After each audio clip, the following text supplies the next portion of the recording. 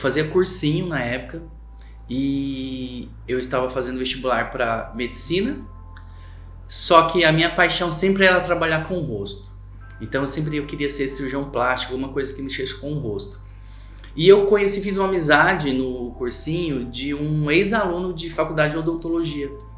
E aí ele me contou, cara, o dentista, ele que trabalha com a face, se você sofre um acidente, essas cirurgias, ele que faz. Aí quando ele falou isso, eu falei assim, cara, é isso que eu quero fazer, eu não quero fazer medicina para depois estudar isso. E foi quando daí eu me foquei totalmente na odontologia. Eu cheguei a prestar vestibulares de medicina, passei de odontologia em mais de um local. E aí como a Unesp aqui em Araçatuba é considerada uma das melhores do Brasil e hoje do mundo, né? Então eu decidi vir para cá, mas o foco era porque eu queria trabalhar com a face, com o rosto das pessoas. Quando eu me formei, eu tive muita dificuldade no começo, que é comum para todo profissional liberal. E teve um ponto que eu comecei a pensar até em desistir da minha profissão e fazer uma outra coisa. E aí foi quando eu tive uma ideia de falar assim, quer saber? Eu vou começar a fazer marketing, porque todo mundo fala que marketing tem que ser feito. E aí quando eu fiz meu primeiro cartãozinho, um folder, e eu iniciei o marketing, daí eu tive uma sacada, falei, isso traz resultado. E aí foi onde tudo começou. Nesse momento eu não sabia o que era ser empreendedor, mas hoje eu sei que a primeira ação de empreendedorismo começou naquele cartãozinho que eu fiz lá. Eu devia ter uns 2 anos mais ou menos de formado, mas foi onde tudo começou. Na época eu tinha 23 anos. Nunca é uma coisa assim tão um start, né? Na verdade o começo é frustrante porque você tem o desejo de fazer determinados tratamentos, né? De recuperar, seja uma arcada dentária, seja uma face, e na verdade você se esbarra na dificuldade de ter pacientes. Essa é a grande questão, né? Então durante algum tempo eu fiz alguns procedimentos que na verdade não era o que eu mais gostava, mas é que estava dentro da minha área e a gente também precisava de ter uma renda, alguma coisa, então estava começando. Mas, como o meu foco era sempre parte cirúrgica, foi quando eu iniciei a minha especialização em implantodontia, que daí eu tive a oportunidade de recuperar toda uma arcada dentária e fazer um tipo de tratamento que a gente chama de prótese protocolo. Isso foi provavelmente aí depois de uns 2 anos de formado. E foi aí que eu me apaixonei. Então eu decidi daquele momento que o que eu ia me dedicar na minha vida era única e exclusivamente ao tratamento de implante, com um foco total na prótese protocolo. Por quê? Ela recupera totalmente a arcada. Então você imagina uma pessoa que usou dentadura 10, 20, 30 anos, ou uma pessoa que está com os dentes todos condenados, e você, de uma hora para outra, você devolve todos esses dentes. E não dentes qualquer, dentes bonitos. Talvez a melhor versão que a pessoa nunca teve oportunidade na vida. Então foi aí que eu me apaixonei e comecei a me dedicar única e exclusivamente para esses tipos de tratamento. E aí foi se tornando uma bola de neve, porque a partir do momento que você recupera todo um sorriso, é impressionante como as pessoas, né, os pacientes, eles começam a ser muito mais exigentes com eles mesmos. Então antes eles só queriam um dente para mastigar, e agora eles têm um sorriso perfeito. Então agora eles querem um lábio mais carnudo, eles não querem mais ter rugas, não querem mais ter bigode chinês.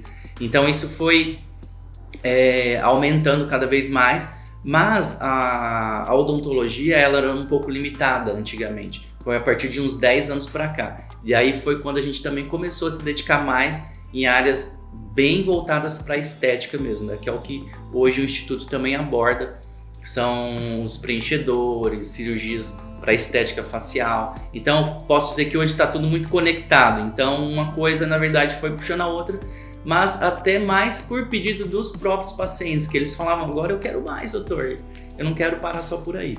E quando você vai se acumulando muitos anos de experiência, né? Hoje a nossa clínica é uma das maiores do Brasil, então os pedidos se tornam bem numerosos. E foi onde a gente também começou a se dedicar mais a essas áreas. Trabalhar com a face não só no sentido de recuperar função, por acidente, por perda de dente, mas trabalhar também voltado única e exclusivamente para a estética mesmo, melhorar o nariz, melhorar o contorno do osso. Então uma coisa foi puxando a outra e hoje acho que não dá mais para separar. Eu acho que são fases, eu acho que nunca vou me sentir totalmente realizado, eu acho que é assim que um empreendedor acaba ficando, né? Mas eu tenho sonhos, porque quando me perguntam, por exemplo, sobre esses tratamentos, quem são as pessoas que precisam desses tratamentos, né? Quando me falam assim, qual o público que a sua clínica atende? É público classe A, classe B? Assim, não dá para mim isolar dessa maneira, porque realmente as pessoas que mais precisam, muitas vezes elas têm uma renda mais baixa. Mas esse tratamento é um tratamento que às vezes é dificultoso para a pessoa para fazer. E aí? Como resolver? Quem mais precisa são as pessoas que menos têm condições. Então o projeto do Instituto, ele visou isso, trazer para essas pessoas que não precisam ser pessoas que tenham uma renda enorme, que sejam ricos, né, como todo mundo pensa, mas trazer para essas pessoas a possibilidade de ter tratamentos dos melhores que existem. Até porque são tratamentos que precisam ter muita durabilidade. Então foi isso que a gente foi batalhando. Então, se você me perguntar qual é o meu objetivo hoje, é a gente ter o maior número possível de unidades do Instituto no Brasil para ajudar o maior número possível de pessoas. São mais de 30 milhões de brasileiros que não tem nenhum dente na boca, então a gente tem bastante gente para ajudar. Eu acho assim que hoje a gente tem muito acesso a conhecimento. Por exemplo, quando eu comecei, eu me inspirava em algumas pessoas, professores da minha área. E hoje você tem muito conhecimento na internet, então acho que a primeira coisa é olhar as pessoas que estão ali onde você gostaria de chegar. Então, por exemplo, até qual é a sua especialidade? Provavelmente você vai encontrar no Instagram pessoas dentro da sua especialidade que estão num nível de sucesso que é onde você gostaria de estar. Observe o que essas pessoas estão fazendo. E aí você precisa estudar também gestão, empreendedorismo, que tem muita coisa hoje, muitos plays no Instagram, na internet que você consegue estudar. Para você ter ideia, quando às vezes me questionam, nossa, como que você conseguiu chegar onde você chegou? Eu fiz uma conta ano passado, só o ano passado eu investi mais de 200 mil reais em cursos. Então, assim, não vem de graça. E às vezes a gente acha, puxa, eu tô chegando lá, é um pouco de sorte, ou então, essa pessoa ela tem um dom, um talento.